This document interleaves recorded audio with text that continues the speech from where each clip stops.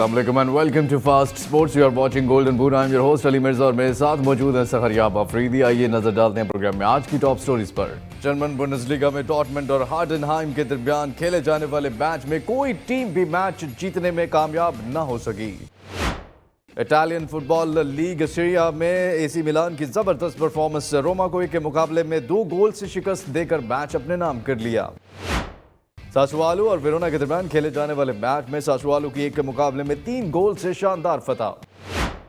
Premiere league में खेले जाने वाले मैच में वेस्ट हैम ने लुटन टाउन को 1 के मुकाबले में 2 गोल से शिकस्त देकर मैच में फतह हासिल कर ली। प्रीमियर लीग में एवर्टन और शेफील्ड यूनाइटेड के दरमियान होने वाले मैच में कोई भी टीम मैच जीतने में कामयाब ना हो सकी। मुकर्ररा वक्त में दोनों टीम्स 2-2 गोल करने में कामयाब हुई। स्पेनिश ला लीगा हिस्पानवी फुटबॉल लीग में सेल्टा वीगो ने अल्बरिया को 2 के मुकाबले में 3 गोल से शिकस्त देकर मैच में कामयाबी हासिल कर ली। विलारियल और कैडिज के दरमियान खेले जाने वाले मैच में कैडिज ने विलारियल को 1 के मुकाबले में 3 गोल से शिकस्त देकर मैच अपने नाम कर लिया। फ्रेंच लीग में मार्से और नॉन्ट के दरमियान मैच 1-1 गोल से बराबर रहा। सऊदी प्रो लीग अल इत्तेहाद और अल हिलाल के दरमियान हुआ दिलचस्प मुकाबले में अल हिलाल ने 3 के मुकाबले में 4 गोल से शिकस्त देकर मैच में कामयाबी हासिल कर ली। अब बात करें अगर अपकमिंग मैचेस की, बहुत बड़ा मैच होने जा रहा है प्रीमियर लीग में। मैनचेस्टर यूनाइटेड करेगी सामना पिछले साल प्रीमियर लीग की 2nd पोजीशन पर आने वाली मिकेल आर्टेटा की आर्सेनल का। जर्मन बुंडेसलीगा में भी होगा एक बहुत बड़ा मुकाबला। आरबी लाइप्जिग का बड़ा इम्तिहान, क्या हराने में हो पाएगी कामयाब यूनियन बर्लिन को। बार्सिलोना ने मैनचेस्टर सिटी और एथलेटिको मैड्रिड के किस स्टार खिलाड़ी को लोन पर ले लिया। देखिए किस मराकिश खिलाड़ी ने मैनचेस्टर यूनाइटेड को लोन पर ज्वाइन कर लिया। पीएसजी के लिए फाइनली एक अच्छी खबर आ गई, फ्रांसीसी खिलाड़ी क्लब का हिस्सा बन गए। मैनचेस्टर यूनाइटेड के किस स्टार खिलाड़ी ने ला लीगा के क्लब को ज्वाइन कर लिया। और ट्रांसफर न्यूज में आगे देखिए आर्सेनल के स्टार डिफेंडर ने क्रिस्टल पैलेस क्यों ज्वाइन कर लिया। चैंपियंस लीग के ग्रुप स्टेज के बाद यूएफा यूरोपा लीग का ग्रुप स्टेज का भी फैसला हो गया। और अगर आप में टैलेंट है और आप बनना चाहते हैं हमारे प्रोग्राम का हिस्सा, तो अपनी वीडियोस बनाकर अपने टैलेंट को शोकेस कीजिए और हमारे प्रोग्राम का हिस्सा बनिए। हम बनेंगे आपकी आवाज़, लाखों यंगस्टर्स की आवाज़, और करेंगे मदद मुतल्लिका इदारों तक पहुंचाने में। Welcome back to golden boot program में अब बात करेंगे जो होने वाला है मैच संडे रात 8 बजे आप देख सकेंगे। और मैनचेस्टर यूनाइटेड और आर्सेनल के दरमियान ये मैच है, बहुत ही बड़ा मैच। आर्सेनल के लिए भी जीतना बहुत ही ज़रूरी है और मैनचेस्टर यूनाइटेड के लिए भी बहुत ज़रूरी है इस मैच को जीतना। लेकिन दोनों टीम्स के हालात अभी क्या हैं, अफरीदी से जानते हैं। अफरीदी, क्या लगता है आपको ये मैच होने जा रहा है और कितनी एक्साइटेड हैं आप और कितने एक्साइटेड होंगे दोनों टीम्स के फैंस? हिस्टोरिकली ये काफ़ी इंपॉर्टेंट फिक्चर है, हमेशा से जो है प्रीमियर लीग डिसाइडर फिक्चर भी इनको कहा जाता है यूजुअली, क्योंकि 90s में अगर देखें तो सर एलेक्स फर्गसन और आर्सेन वेंगर जो थे वो पीक पे थे और टाइटल्स के लिए रेगुलरली लड़ते थे। आर्सेनल यूनाइटेड इस वक्त क्या जो प्रीवियस परफॉर्मेंसेस हैं उनको देखते हुए हम कह सकते हैं दोनों 50-50 चांसेस हैं, या आपको कोई टीम ऐसी लग रही है जो डोमिनेंस दिखाएगी? नहीं, ओवरऑल तो अभी करंटली सिचुएशन को अगर देखा जाए व्यूअर्स, तो आर्सेनल की टीम जो है वो बेहतर है। पिछले सीज़न भी उन्होंने बहुत आउटस्टैंडिंग खेला था, रनर्स अप रहे थे। और मैनचेस्टर यूनाइटेड तो अभी ढूंढ रही है, उनको तो अभी अपने 11 प्लेयर्स ही नहीं मिले जिनको उन्होंने खिलाना है। अभी प्लेयर्स आए कुछ तो शायद इम्प्रूव कर जाए, लेकिन ऑन पेपर जो है आर्सेनल की टीम बेहतर होगी। लेकिन एरिक टेन हैग की टीम को आप कभी भी डिस्कार्ड नहीं कर सकते। जो ब्रूनो फर्नांडिस हैं या रैशफोर्ड हैं वो काफ़ी अच्छे फॉर्म में चल रहे हैं पिछले सीजन। लेकिन 2 प्लेयर से तो नहीं आप मैच जीत सकते ना, ये देखना पड़ेगा, क्योंकि आगे कोई छोटा सा क्लब नहीं है या कोई वो क्या कहते हैं प्रमोट होकर आने वाली टीम नहीं है। आर्सेनल है, प्रीमियर लीग पिछली दफ़ा दूसरी पोजीशन पे आई थी। और हेड टू हेड्स में नज़र डालते हैं और देखते हैं कि इन दोनों टीम्स के दरमियान कितने मैचेस अभी तक हो चुके हैं। आप देख रहे हैं 30 मैचेस खेले गए हैं, 9 विन्स आई हैं आर्सेनल के हिस्से में और 14 विन्स जो हैं वो यूनाइटेड के हिस्से में आई हैं। आप कुछ प्रीवियस मैचेस भी देख रहे हैं। अच्छा, इसमें आप लोग जो नए होंगे या जिनको नहीं मालूम वो तो यही देख रहे होंगे यूनाइटेड के विन्स ज़्यादा हैं, लेकिन उनको ये बताते चले कि यूनाइटेड पिछले साल से जो है वो बहुत मायूस कर रही है। एरिक टेन हैग को कुछ समझ नहीं आ रही। रोनाल्डो को जब से इन्होंने किया है उसके बाद से एरिक टेन हैग ना नए खिलाड़ियों से कुछ करवा पा रहे हैं, ना टीम को उस लेवल पे लेके आ पा रहे हैं। कभी जीत जाते हैं, कभी हार जाते हैं। कोई जैसे आप कह रहे हैं प्लेइंग 11 बन नहीं पा रही। आपको नहीं लगता कि बहुत बड़ा इम्तिहान है ये एरिक टेन हैग के लिए, और क्या क्या करना पड़ेगा उन्हें? वैसे तो अगर आप देखें तो टॉटनहम से अपना मैच हार गए थे, तो टॉटनहम से तो बहुत ही बेहतर है आर्सेनल टीम। और पिछले सीजन की भी अगर आप देख लें तो पिछले सीजन इन्होंने चैंपियंस लीग के लिए अगर क्वालिफाई भी किया है ना, तो मोस्टली जो टॉप 10 की टीमें हैं ना, उसमें से ये 9 मैचेस हार, मतलब कोई भी टीम को जो टॉप 10 में थी ना, किसी को भी इन्होंने नहीं हराया। और एंड में जो बॉटम 10 टीम होती उनसे ही सारे मैचेस। और आई थिंक उसमें 2-3 और भी टीम से जिनकी परफॉर्मेंस बुरी होने की वजह से ये टॉप 4 में आ गए यूनाइटेड, वरना पिछले साल लग नहीं रहा था चैंपियंस लीग के लिए क्वालिफाई करेंगे। जी बिल्कुल, ये बहुत ही वैलिड पॉइंट है कि लिवरपूल और टॉटनहम और चेल्सी ये तीनों इतना खराब खेल रही थी कि इनके लिए स्पेस बन गई। बिल्कुल। अच्छा, आर्सेनल की अगर बात करें आफरीदी, गैब्रियल जो है वो नहीं खेल रहे, आपको लगता है गैब्रियल के ना होने से आर्सेनल को फ़र्क पड़ सकता है? और अभी मैं एक पढ़ रहा था कि 36 फॉर्मेशन की बात भी कर रहे थे मिकेल आर्टेटा, क्या है वो फॉर्मेशन, क्या रखेंगे, क्या टैक्टिक्स होंगे, और गैब्रियल के बारे में क्या आपको लगता है? इसको थोड़ा सा हम पीछे सीजन में जाते हैं। पिछले सीजन में जो बैक 4 आर्सेनल खिलाता था और आर्टेटा खिलाता था, वो पूरे सीजन कंसिस्टेंट रही थी। और उसमें सलीबा और गैब्रियल जो थे वो सेंटर बैक्स की जगह पे खेलते थे। ज़िंचेंको, टोमियासू वगैरह जो है वो लेफ्ट साइड पे खेलते थे, और बेन वाइट जो था वो राइट पे खेलता था। लेकिन क्योंकि अभी नए प्लेयर्स भी आए हैं और थोड़ा सा टैक्टिक्स चेंज करने की भी कोशिश कर रहे हैं, अब डेक्लन राइस भी आए हैं, उनको भी अकोमोडेट करना है, तो इन्होंने जो आर्टेटा ने कम्युनिटी शील्ड में भी गैब्रियल को चूज़ किया था सेंटर बैक पे। लेकिन उसके बाद जो तीनों प्रीमियर लीग मैचेस हैं ना, उसमें जो है उन्होंने गैब्रियल को एलिमिनेट करके बेंच पे बिठा दिया, और उनकी जगह पे बेन वाइट जो थे वो राइट बैक से सेंट्रल राइट बैक बन गए, और राइट बैक की जगह पे जो थे वो नंबर 6 पे जो पिछले सीजन थॉमस पार्टी खेलते थे, उनको राइट बैक पे ले आए। ठीक है। तो जिसकी वजह से गैब्रियल को इसलिए उन्होंने इस तरह किया कि गैब्रियल जो है वो काफ़ी अच्छे खिलाड़ी हैं, लेकिन उस तरह से फ्लेक्सिबल नहीं है जितने बेन वाइट या सलीबा हैं, मतलब बॉल कैरी करने के हवाले से। ठीक। तो अब अगर हम थोड़ा सा उनको व्यूअर्स को समझा सकें टैक्टिकली कि वो किस तरह जो थी वो मतलब इफेक्ट कर रही है आर्सेनल के इन तीनों मैचेस में गैब्रियल का ना होना, और इसमें सिस्टम का कितना रोल है।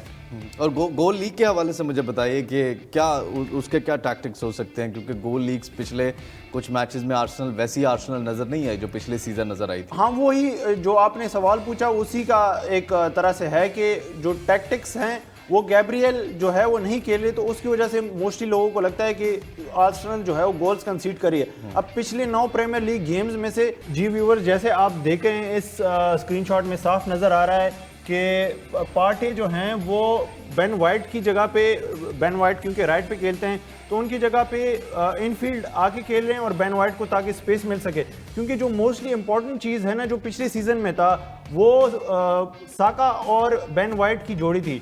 साका जो थे वो थोड़ा सा अंदर आते थे और बेन वाइट जो हैं वो सीधा निकल जाते थे, तो उनको एक स्पेस मिलती थी। और अब इस सीज़न जो अभी है, अगर हम नेक्स्ट की तरफ जाएं तो उसमें भी आप देख सकेंगे कि अब जो है साका के पास, इधर अगर आप देखें तो वो ओवरलैपिंग रन जो है वो बेन वाइट नहीं कर रहे, तो साका को वापस आना पड़ रहा है, और वो फिर वापस उन्होंने पास खिलाया, जिसकी वजह से जो साका की जो मेन चीज़ है, आप देखें साका के ऊपर पिछले सीज़न भी और इस सीज़न भी जो टीमें हैं वो 2-3 प्लेयर्स लगा देती हैं, तो उनके लिए फिर बहुत मुश्किल होता है। तो अगर एक प्लेयर के ऊपर आप 2 खिलाड़ी ले आते हैं तो बाकी प्लेयर्स को चांस, ओपन स्पेस मिल जाता है, जो कि बेन वाइट, जैसे कि बिल्कुल बेन वाइट नजर आ रहे हैं कि वो ओपन, उनके पास आगे चांस है। अब ये इधर साका ने पास कर देना है, और बेन वाइट अगर वो बेन वाइट की तरफ जाते हैं तो साका के पास स्पेस आ जाएगा, अगर साका के पास रहते हैं तो बेन वाइट जो है वो उसको कर सकते हैं। जी बिल्कुल। और अगर आगे जाएं हम और थोड़ा सा डिफाइन करें कि इसमें जो है अब सेंट्रल पोजीशन पे क्या सिचुएशन बन रही है, कि इस स्क्रीनशॉट से नज़र भी आ रहा है कि अभी साका के पास बहुत ज़्यादा स्पेस है। वो स्क्रीनशॉट में नज़र आ रहा था कि बेन वाइट जो हैं वो अपनी पिछले सीजन की ड्यूटीज़ निभा रहे थे, लेकिन इस स्क्रीनशॉट में क्योंकि अब जो है Ben White as a right centre back खेल रहे हैं, तो राइट सेंटर बैक वो टक इन तो करते हैं, मतलब जो थॉमस पार्टी हैं वो बीच में आ जाते हैं और वो एज अ विंगर बन जाते हैं बेन वाइट, लेकिन इतना फ्लूइड पिछले सीजन की तरह नहीं है। तो अब साका जो हैं इधर अब अकेले हैं, सही। साका ने अब कोशिश की है क्योंकि आगे तो प्लेयर है नहीं बेन वाइट जो कि ओवरलैपिंग रन मार सके, तो उन्होंने रिवर्स पर थोड़ा सा आगे जाके पास करने की कोशिश की है, जो कि आगे आप देख सकेंगे। अच्छा, ये प्रीवियस मैचेस की हैं? ये अभी इसी सीजन के फुलम की मैच की फुटेजेस हैं जो 2-2 से बराबर हुआ था। अब देखिए साका को आप देखिए कितने प्लेयर्स ने बीच में घेरा हुआ है। एग्जैक्टली। लेकिन अगर बेन वाइट अगर ये नीचे आप देखें राइट साइड पे, राइट विंग पे, अगर ये बेन वाइट इधर वो रन जो हमने पिछले स्क्रीनशॉट में दिखाया, अगर वो रन बेन वाइट मारते तो बेन वाइट के लिए वो ओपन पास दे देते। कितनी खाली जगह है नीचे, आप अगर राइट साइड पे देखें। तो अभी क्योंकि है नहीं वो, तो उन्होंने अब क्योंकि साका वर्ल्ड क्लास खिलाड़ी है, उन्होंने जाओ पालिना के लेग्स के बीच में से पास खिलाया है, फिर जो कि अगले स्क्रीनशॉट में आप देख सकेंगे। लेकिन जो उधर खिलाड़ी हैं ट्रोसार्ड, उनको भी खिलाड़ियों ने मार्क किया हुआ है। तो फिर बॉल आती है पीछे डेक्लन राइस के पास। अब डेक्लन राइस एक ऐसे खिलाड़ी हैं जो कि नंबर 6 भी खेलते हैं और नंबर 8 भी खेलते हैं, मतलब बॉक्स टू बॉक्स एक मिडफील्डर है। लेकिन जो पिछले सीजन थॉमस पार्टे करते थे, वो हॉरिजॉन्टली और वर्टिकली पिनिंग जिसे कहते हैं पिवट का रोल अदा करते थे। तो अब ये बॉल कैरियिंग में तो बहुत अच्छे हैं डेक्लन राइस। अब इधर भी आपको नजर आ रहा है कि उन्होंने इतने ज्यादा खिलाड़ियों के बीच में से ट्रोसार्ड को पास निकाला है सक्सेसफुली। और फिर ट्रोसार्ड, क्योंकि ट्रोसार्ड अगली अगर आप अगले में जाएंगे तो आपको नजर आएगा कि ट्रोसार्ड, क्योंकि उन्होंने इतना मार किया हुआ था खिलाड़ियों ने, कि ट्रोसार्ड ने फिर वापस जो थे उनसे बॉल छीनी गई। अच्छा, वो उस तरह से मोमेंट नहीं बन पाया। ये काफी जो है वो बड़े जो है वो नजर आ रहे हैं, डिफरेंसेस नजर आ रहे हैं पिछले सीजन और इस सीजन के हवाले से। और इस सीजन आपको लगता है यही वो मिस्टेक्स हैं जिसकी वजह से आर्सेनल उस तरह से क्लिनिकल परफॉर्म नहीं कर पा रही?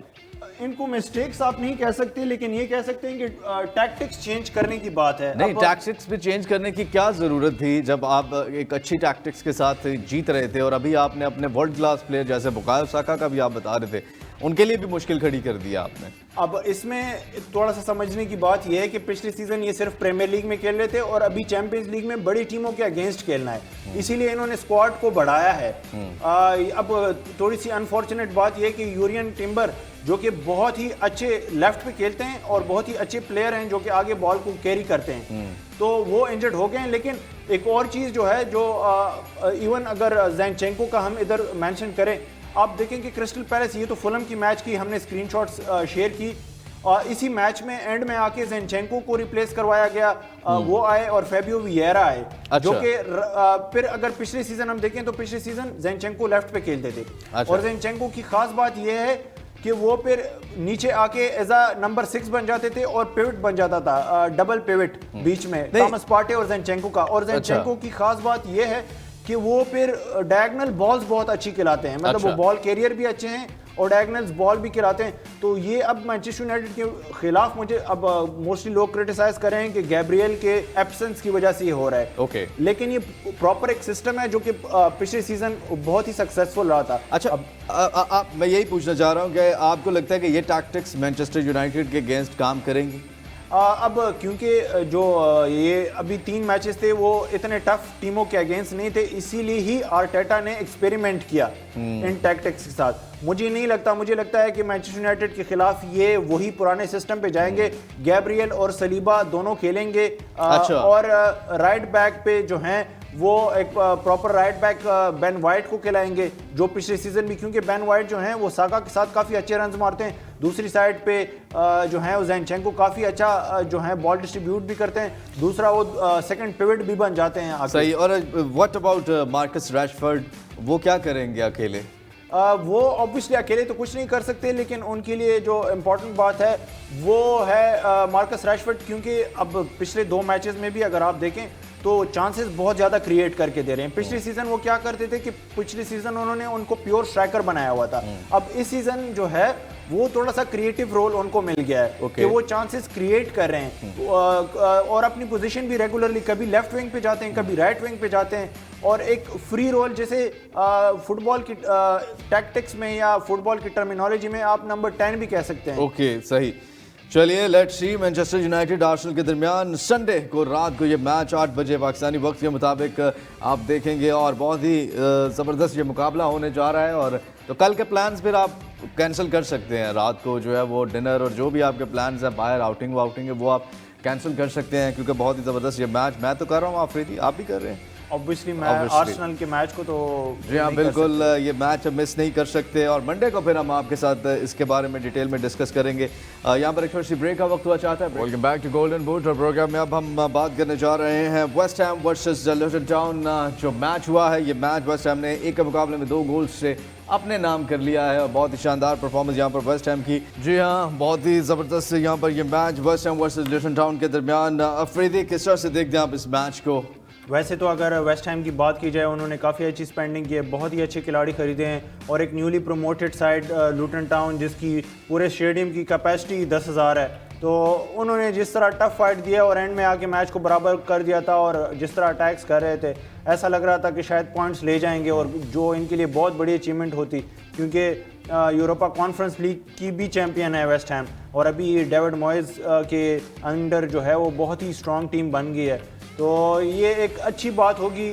मतलब एक पॉजिटिव्स हैं जो लुटन टाउन इस मैच से लेके जाएगी और एवर्टन वेस्ट हैम दूसरी तरफ जो है वो उन्होंने ब्राइटन जैसी टीम को भी हराया और एक बहुत ही अच्छा रन उनका चल रहा है। स्टार्ट्स पे एक नजर डालते हैं इस मैच के स्टार्ट्स क्या कहते हैं, दोनों टीम्स की तरफ से क्या परफॉर्मेंस देगी आपके सामने है। आप देख रहे हैं यहाँ पर वेस्ट हैम को 9 शॉट्स से उनको मिले और 16 लुटन टाउन को मिले। शॉट्स ऑन टारगेट 3 थे वेस्ट हैम के पास, 1 मिला यहाँ पर लुटन टाउन को। पोजीशन आप देख रहे हैं 62% था वेस्ट हैम के पास, 38% पोजीशन लुटन टाउन के पास था। पासेस आप देख रहे हैं, पास एक्यूरेसी भी देख रहे हैं और फाउल्स यहाँ पर जो है वो भी आप देख रहे हैं वेस्ट हैम ने ज़्यादा किए हैं। येलो कार्ड दोनों टीम्स को 1-1 मिले हैं, कॉर्नर 6 मिले हैं वेस्ट हैम को जबकि 9 मिले हैं लुटन टाउन को।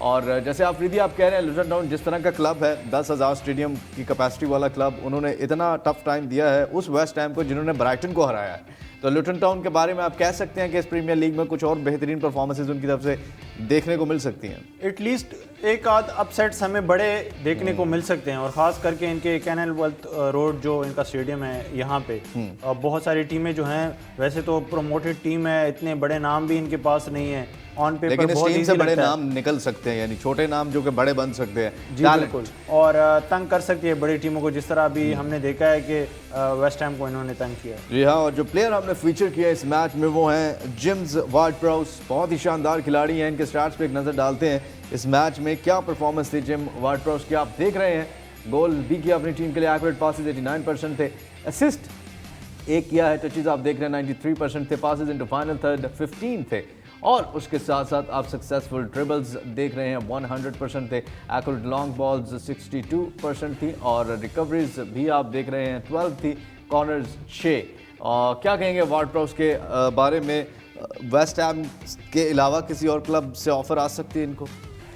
बहुत ही आउटस्टैंडिंग साइनिंग अगर मैं कहूँ तो गलत नहीं होगा। इन्होंने Declan rice 105 million euro pounds में बेचा है आर्सेनल को और उससे जो इन्होंने 3 खिलाड़ी खरीदे हैं उसमें वार्ड-प्राउस जो है वो वर्ल्ड क्लास है। कहाँ से खरीदे इन्होंने? साउथहैम्पटन रेलीगेट हो गई थी, तो ऑब्वियसली इतने बड़े खिलाड़ी तो चैंपियनशिप में तो इन्होंने जाना नहीं था, किसी ना किसी टीम ने खरीदना था और वेस्ट हैम ने ये साइनिंग की है, आउटस्टैंडिंग साइनिंग की है और अभी तक तीनों मैचेस में आउटस्टैंडिंग परफॉर्म करके दे रहे हैं। जी हाँ, बहुत ही शानदार खिलाड़ी, शानदार परफॉर्मेंस है यहाँ पर जिम वार्ड-प्राउस की। और वेस्ट हैम और लुटन टाउन के दरमियान ये मैच है, वेस्ट हैम 1 के मुकाबले में 2 गोल से जीतने में कामयाब हुई है।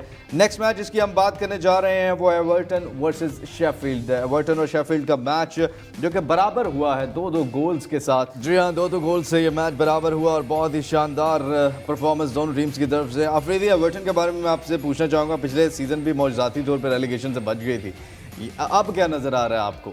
वैसे अभी तक जो परफॉर्मेंसेस लग रही हैं वो पिछले सीजन मिरेकलसली बच तो गई थी, लेकिन इस सीजन बचने के चांसेस नहीं है। अच्छा, बहुत ही बड़ी एक डिसअपॉइंटमेंट होगी। इतना एक प्रेस्टिजियस क्लब है, कभी रेलीगेट नहीं हुआ प्रीमियर लीग से और पिछले सीजन भी बिल्कुल आखिरी लम्हात में बच गए थे, लेकिन अभी एक भी मैच, अब शेफील्ड का एक ऐसा मैच था जो ऑन पेपर तो ये टीम एवर्टन बेहतर थी और लग रहा था कि पहला पॉइंट तो इन्होंने ले लिया इस मैच से, लेकिन वो एक विनिंग मोमेंटम जो था वो इधर से शुरू हो सकता था, वो भी नहीं पॉसिबल। इवन इस मैच में भी जो थी वो सेकंड फेवरेट ही थी, जर्मन बुंडेसलीगा, यूनियन बर्लिन और आरबी लाइप्जिग के दरमियान होने जा रहा है एक बहुत बड़ा मार्का इस संडे को और बहुत इंपॉर्टेंट मैच दोनों टीम्स के लिए। और welcome back to golden boot और प्रोग्राम में अब शामिल करेंगे गोल्डन बूट लेटेस्ट क्या चल रहा है फुटबॉल की दुनिया में, क्या खबरें हैं, क्या ट्रांसफर न्यूज़ है हमारे पास। जी हाँ, सबसे पहले आप देख रहे हैं जाओ कैंसेलो एंड जाओ Felix moves to Barcelona, done. Cancelo joins from Manchester City while Felix moves from Atletico Madrid. Afridi बड़ी ख्वाहिश थी जाओ फिलिक्स की जाने की बार्सिलोना में,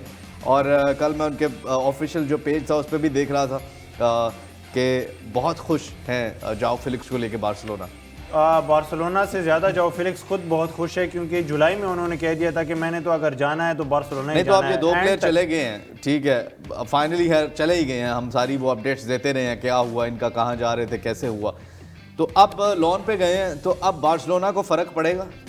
बार्सिलोना को अब ऑब्वियसली फ़र्क पड़ेगा, क्योंकि टैलेंट तो बहुत है इनमें, बस कंसिस्टेंसी जो है वो थोड़ा सा लैक करते हैं रेगुलरली उस तरह से रिजल्ट। लेकिन बार्सिलोना का एक एनवायरनमेंट और एक हवा है ऐसी कि प्लेयर वो बना देती है आपको जब आप में थोड़ा सा टैलेंट हो। हाँ बिल्कुल, इसमें कोई शक नहीं है। और जावी जो है उन्होंने तो छोटे मतलब यंग खिलाड़ियों को इतना पॉलिश करके लेके आए हैं। तो मुझे ऐसे नज़र आ रहा है जाओ फिलिक्स कुछ नज़र आ रहे हैं मुझे बनते हुए। जी उम्मीद है, क्योंकि अभी तो यंग कैरियर है, अभी तो शुरुआत ही है, तो बहुत कुछ इनमें है अभी बाकी दिखाने के लिए। चलिए लेट्स सी नेक्स्ट हमारे पास क्या है जी, दिखाइए। नेक्स्ट हमारे पास जो खबर है वो सुफियान अमराबात, और बहुत ट्रोल हुई है अफरीदी, मैं काफ़ी ये इस पे देख रहा था मैं। New Manchester United player as revealed earlier, Fabrizio Romano के हवाले से भी था कि जब लास्ट डे होता है ट्रांसफ़र न्यूज़ का तो हमें बस यही बिल मिलता है, here we go here we go here we go here we go. तो ये भी एक कंफर्म हो गई है साइनिंग यूनाइटेड के लिए। ये काफ़ी डिसअपॉइंटिंग थी इनकी साइनिंग, बहुत डिले हुई, इतनी नहीं होनी चाहिए थी। आप देखें कि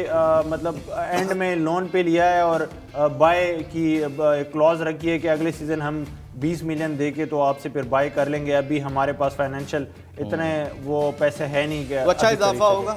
फ्योरेंटीना ऑब्वियसली बहुत ही वर्ल्ड क्लास खिलाड़ी है, मैं तो हैरान हूँ कि इतने कम प्राइस में इनको मिल गए हैं। मतलब अगले सीज़न इनको सिर्फ 20 million plus 5 million add on में देने पड़ेंगे इनको ख़रीदने के लिए। अच्छा, अगर वर्ल्ड कप का आप निकाल के देख लेना तो हीट मैप, जिसमें आप देखेंगे कि सबसे ज़्यादा अगर किसी खिलाड़ी ने पूरे पिच को कवर किया है ग्राउंड के हर जगह में, इनका हीट मैप था। और अभी भी यूरोप में टॉप 5 जो लीग्स हैं उसमें सबसे ज़्यादा जो हैं बॉल कैरिंग, प्रोग्रेसिव रनिंग और रिकवरीज, उनमें जो हैं टॉप 5 प्लेयर जो आते हैं उनमें सुफियान अमराबात का नाम है। चलिए लेट्स सी यूनाइटेड के लिए कितना मुफीद साबित होते हैं या नहीं होते। नेक्स्ट हमारे पास क्या है ये आपको दिखाते हैं, और नेक्स्ट है ऑफिशियल कंफर्म्ड कोलो मुवानी हैज़ जॉइंड PSG और 90 million deal from Frankfurt. Afridi PSG के को थोड़ा सा रिलीफ मिला है इन प्लेयर के आने से, मिलेगा। बहुत ही अच्छी साइनिंग है। पर्सनली मुझे लगता है कि उस्मान डेम्बेले और असेंसियो से ज़्यादा अच्छी साइनिंग ये है। ओके, ऑब्वियसली पैसे 90 मिलियन अभी भी कम है जिस लेवल के खिलाड़ी हैं, तो अगर बाकी आप देखें तो हर खिलाड़ी जो है 100 मिलियन से कम तो जा ही नहीं रहा। तो इनका जितना पोटेंशियल है और जितना इन्होंने जर्मन लीग में दिखाया, अभी इस सीज़न के शुरुआत में भी फ्रैंकफर्ट का ऑलमोस्ट 70% जो कोटा ऑफ गोल्स है ना इनकी थ्रू ही जाता है, तो बहुत इम्पैक्ट पड़ेगा। इवन अगर किलियन एम्बापे चले भी जाते हैं तो अब जो PSG एक टीम बन गई है वो बहुत बैलेंस टीम बन गई है। अब इनमें वो खिलाड़ी नहीं है जो, अब फॉर एग्जांपल जब मेसी, नेमार और एम्बापे थे तो आपको पता था कि अटैक में तो ये तीनों कुछ ना कुछ करेंगे, लेकिन जब डिफेंस पे बात आती थी तो आपको 7 खिलाड़ियों से डिफेंड करना पड़ता था 11 खिलाड़ियों के साथ। अब देखिए दूसरी टीम अगर 11 के साथ अटैक करिए और आपके सिर्फ 7 डिफेंडर है और 3 खिलाड़ी आपके नॉन एग्जिस्टेंट है, वो डिफेंड ही नहीं करे। अब वो मसला जो हल हो गया है लुइस एनरिके के आने से, अब सिर्फ अच्छी यानी साइनिंग्स करे लुइस एनरिके, फर्क हाँ, पड़ गया। अब ये एक बैलेंस टीम बन जाएगी जो कि डिफेंस में भी हेल्प आउट करेंगे। बिल्कुल। अच्छा, क्या अगर ऐसा सिनेरियो बन जाए कि PSG टाइटल भी जीत ले, चैंपियंस लीग के लिए क्वालिफाई भी कर ले और सारा कुछ कर ले, तो किलियन एम्बापे पे रुक जाएंगे? अब किलियन एम्बापे के ट्रांसफर में भी अब एक और मोड़ आया है। चलिए वो हम बाद में शामिल करेंगे। अभी नेक्स्ट हमारे पास क्या है खबर आपको दिखाते हैं, और ये Mason Greenwood has officially joined Getafe on a loan deal from Manchester United. Afridi, इनके बारे में ये सीधा गिटाफे चले गए यूनाइटेड से। अब बहुत ही टैलेंटेड खिलाड़ी, कोई शक नहीं, लेकिन ऑब्वियसली जब आप कुछ ऐसी हरकतें करते मैंने हैं सुना तो हरासमेंट का कुछ इनका भी चल रहा है। हमें आज़ा भुगतना पड़ता है। इन्होंने इनके ऊपर हरासमेंट, सेक्सुअल असॉल्ट और रेप के चार्जेस थे। अच्छा। वो फिर मतलब जो विक्टिम थी उन्होंने फिर बाद में वापस ले लिए। अच्छा। लेकिन मैनचेस्टर यूनाइटेड ने जब इनको वापस इंडक्ट करने, टीम में इंडक्ट करने की बात आई, तो जो फीमेल फैन बेस है मैनचेस्टर यूनाइटेड का, उन्होंने सब ने आके प्रोटेस्ट किया। और उसकी वजह से, क्योंकि इंग्लैंड में जो है ये चीज़ें बहुत ज़्यादा मैटर करती हैं, तो अब बैकलैश इतना आया कि मैनचेस्टर यूनाइटेड को इनको वापस इंडक्ट करने से पीछे हटना पड़ा। और इन्होंने फिर कहा कि बस आपके लिए अभी के लिए एटलीस्ट दरवाजे बंद हो गए हैं। तो अभी लोन पे दे दिए हैं और नेक्स्ट में भी दोबारा से जब लोन ख़त्म हो तो दोबारा वापस ले ले यूनाइटेड, या में भी बेच दे। नेक्स्ट हमारे पास क्या है जी, नेक्स्ट आपको दिखाते हैं। और नेक्स्ट खबर आप देख रहे हैं, Rob Holding has joined Crystal Palace from Arsenal in permanent move. Ji Afridi. Rob Holding काफ़ी अच्छे डिफेंडर हैं, लेकिन आर्सेनल में करंटली इनकी स्टार्टिंग 11 में तो जगह नहीं बन रही थी। और अभी प्लेयर्स भी खरीद दिए हैं, याकूब केवियोर हैं, टिम्बर हैं, टोमियासू, बेन वाइट, तो इनकी जगह बिल्कुल भी नहीं बन रही थी। तो एक अच्छी मूव है इनके लिए भी, इनके फ्यूचर के लिए भी, और क्रिस्टल पैलेस में काफ़ी अच्छा एडिशन होगा ये। करेंगे आज के प्रोग्राम के लिए बस इतना ही। अपने मेज़बान अली मिर्ज़ा और सहरियाब आफरीदी को इजाज़त दीजिए। अगर आप प्रोग्राम को रिपीट में देखना चाहते हैं, हमारी वेबसाइट है fastsports.tv, जहां पर आप तमाम शोज़ रिपीट में देख सकते हैं। यहाँ पर हमारे यूट्यूब चैनल फास्ट स्पोर्ट्स पीके पर अपने मेज़बान अली मिर्ज़ा, सहरियाब आफरीदी को इजाज़त दीजिए। अपना बहुत सा ख्याल रखिए। देखते रहिए Fast Sports, home of champions. अल्लाह हाफिज़।